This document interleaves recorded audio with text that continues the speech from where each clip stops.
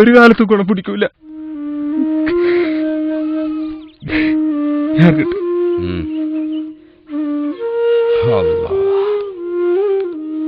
പെൺകുട്ടികളെ ഭയങ്കര ബുദ്ധിമുട്ടിക്കാണ്. അതെന്താ വെച്ചാൽ കുട്ടീൻ്റെ അമ്മയും ബാപ്പയും പൈസ കൊടുക്കുന്നതിന് നെഞ്ഞിൽ കൈ വെച്ചിട്ടാണ് വീട് വിറ്റിട്ടും അവർ പോയി വാടക വീട്ടിലേക്ക് എന്നിട്ടാണ് ഈ പൈസ കൊടുക്കുന്നത്.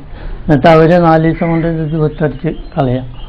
റോട്ടിൽ കൂടി നടക്കുന്നവനും വേണം 1.5 ലക്ഷം റുപ്യ, 25 പവന് അങ്ങനെ കൊടുക്കണം. ഇത് ഈ പൈസക്കാർ ഉണ്ടാക്കുന്ന പരിപാടിയാണ്.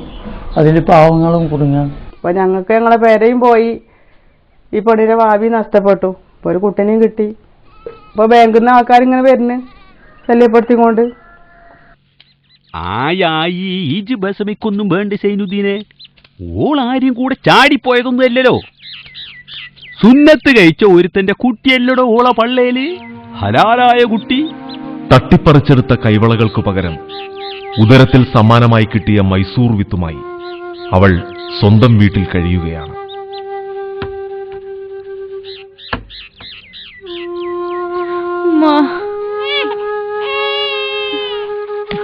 പെണ്ണിനാകെ ഒരു അന്തമർത്തിലടി. സ്ഥിരബുദ്ധി ഇല്ലാത്ത പോലെ തോന്നും ചെലപ്പോ. ഇക്കാക്കോളെന്നെ രണ്ടാമത് കെട്ടിക്കാൻ പോവാത്ര. അല്ല, ഓല് പറയണേല് കാര്യണ്ട്. തായുള്ളേറ്റുകളെയും കെട്ടിക്കണ്ടേ? ഞങ്ങള് രണ്ടാളും ഇങ്ങനെ നിൽക്കുമ്പോ ആരെങ്കിലും വരുമ്പോ പ്രശ്നം തന്നെയാണ്. കല്യാണം കഴിഞ്ഞിട്ടും പാപ്പാക്കും ഉമ്മാക്കൊരു എന്താ പറയാ വിഷമോ, അപ്പം ഇങ്ങനെ ആയി പോയല്ലോ എന്നില്ലേ ആ ഒരു.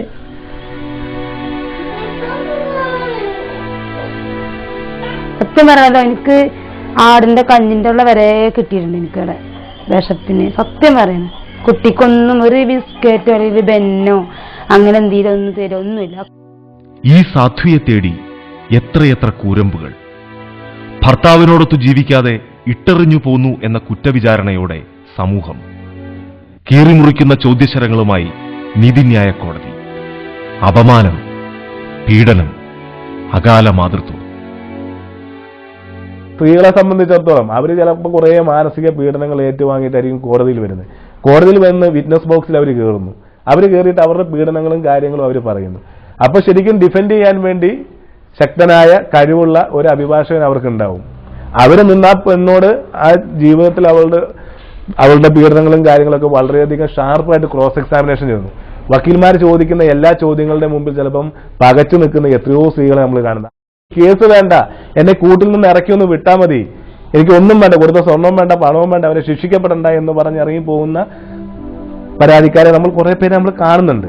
കേരള വനിതാ കമ്മീഷൻ ഇതുമായി ബന്ധപ്പെട്ട് ഉദ്ദേശിക്കുന്നത് അവരുടെ ഈ പെൺകുട്ടികളുടെ വിവാഹം തന്നെ സാധുവായ രൂപത്തിലും അവർക്കൊരു ജീവിതം ഉണ്ടാവുന്ന രൂപത്തിലുമായി മാറണം. കേരള സർക്കാരിനോട് കേരളത്തിലെ പെൺകുട്ടികളെ മറ്റ് പ്രദേശങ്ങളിലേക്ക് കല്യാണം കഴിച്ചു കൊണ്ടുപോകുമ്പോൾ ആ വിവാഹം കഴിക്കാൻ വരുന്ന പുരുഷനെ യഥാർത്ഥത്തിൽ അവന്റെ ഐഡന്റിറ്റി തെളിയിക്കാൻ പറ്റാവുന്ന വിധത്തിലുള്ള ഒരു സർക്കാർ അതോറിറ്റി, ഇവൻ ഇന്ന വ്യക്തിയാണ്, ഇന്ന സ്ഥലത്ത് താമസിക്കുന്നവനാണ്, ഇന്നതാണ് അവന്റെ അഡ്രസ്സ്, അവന് നിലവിൽ വിവാഹം കഴിച്ചിട്ടില്ല എന്നുള്ള രീതിയിൽ അവന്റെ കൃത്യമായ ഐഡന്റിറ്റി തെളിയിക്കാൻ പറ്റുന്ന രൂപത്തിലുള്ള ഔദ്യോഗികമായ രേഖ കൊണ്ടുവന്നതിന് ശേഷം മാത്രമേ കേരളത്തിലെ പെൺകുട്ടികളെ വിവാഹം ചെയ്തു കൊടുക്കാവൂ എന്നുള്ള രൂപത്തിലൊരു നിയമം ഉണ്ടാക്കണം എന്നുള്ളത് ശുപാർശ ചെയ്യണമെന്നാണ് ഞങ്ങൾ ഈ പ്രശ്നം മുന്നിൽ കണ്ട് ഞങ്ങൾ ഉദ്ദേശിക്കുന്നത്. അതോടൊപ്പം തന്നെ ഈ ഒരു പ്രശ്നം പൊതുവായിട്ട് ഇപ്പം ഞങ്ങൾ നടത്തുന്ന ഹരിയാന കല്യാണം, മാലി കല്യാണം, മൈസൂർ കല്യാണം ഇതെല്ലാം വെച്ചുകൊണ്ട് റിസർച്ച് ഗ്രൂപ്പ് ഇതിനെ സംബന്ധിച്ച് ഇപ്പോൾ പഠിക്കാൻ വേണ്ടിയിട്ട് കമ്മീഷൻ ചുമതലപ്പെടുത്തിയിട്ടുണ്ട്.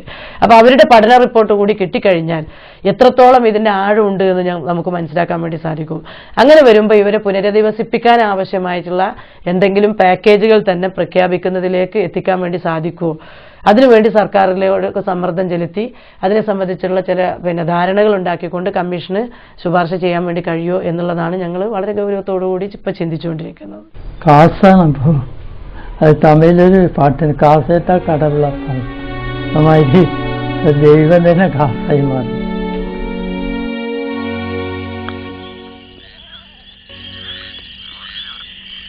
ആമിനന്റെ മാപ്പിളേനെ ചിലർ ടൗണിൽ വെച്ച് കണ്ടു ഇത്രേ. ശരിയാ? നിങ്ങൾ എന്തെങ്കിലും കേട്ടാ? ഓ ഇവിടുന്ന് വേറെ പെണ്ണ് കെട്ടാൻ പോവാത്രേ. കഴിച്ചു പറയേ അന്റെ മണ്ടൊക്കെ ഞാനൊന്ന് തരൂ, അതിനെ കേൾപ്പിച്ചോരെന്ന് പറഞ്ഞു കണ്ട്.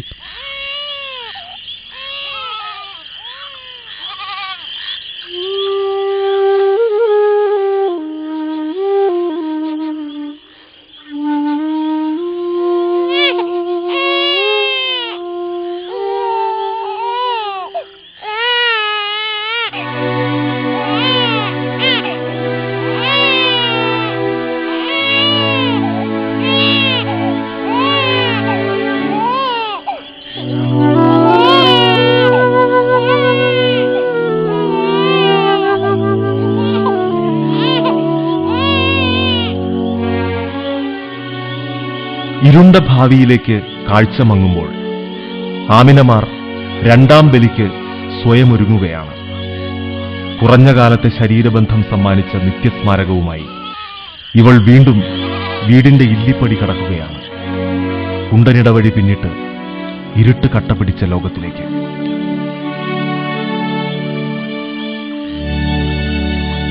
മൈസൂരിലേക്ക് ബസ്സുകൾ ഓടിക്കൊണ്ടേയിരിക്കുന്നു.